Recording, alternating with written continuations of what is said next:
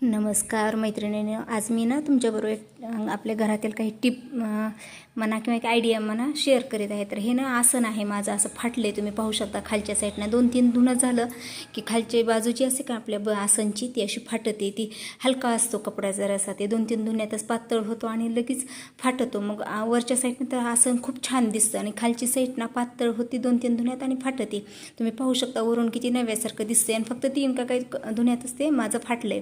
मग एक फाटलंय, म्हणलं चला आता बाकीचे पण फाटून येतं आपले, म्हणून त्याच्यासाठी एक आयडिया तुम्हाला एक टिप म्हणा किंवा एक आयडिया म्हणा सांगते. तर काय करणार आहे मी, ह्या आसन आहे ना याला खालच्या बाजूनं असे ब्लाऊज पीस असतात. आपण काय प्रत्येक साडीचे ब्लाऊज पीस शिवित नाहोत, काही काही हलके असतात साड्या, त्यांचे ब्लाऊज पीस आपण व्यवस्थित वाटत नाही आपल्याला, मग ते शिवित नाही तसेच ठेवतो. तर ते ब्लाऊज पीस आहेत ना त्याचा आपण यूज करणार आहोत, म्हणजे एक टाकाऊपासून टिकाऊ म्हणा ना आपण तसं यूज करणार आहोत.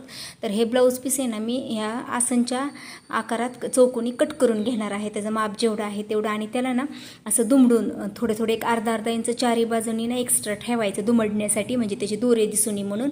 अशा प्रकारे दुमडून ना चारी बाजूनं टिपा मारून घेणार आहे मशीनवर, आणि त्याचे कॉर्नरच्या इथं ना दुमडायचं, म्हणजे ते चुन्या पडत नाही, प्लेन होते. कॉर्नर आला आसनचा प्रत्येक ह्याचा की ते त्या साईडला असं दुमडल्याने करायचं, म्हणजे ते व्यवस्थित प्लेन दिसेल. तर असं केल्याने काय होईल, आपले आसन खूप दिवस टिकतील आणि धुतलं तरी ते खराब होणार नाहीत.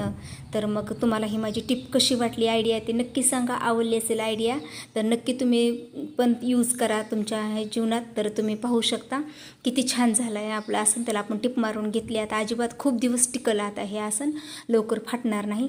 मग कशी वाटली आयडिया ते नक्की सांगा. व्हिडिओ आवडला असेल तर व्हिडिओला लाईक करा, शेअर करा आणि कमेंटमध्ये नक्की सांगा. आणि ज्यांनी सबस्क्राईब केलं नाही त्यांनी सबस्क्राईब करा.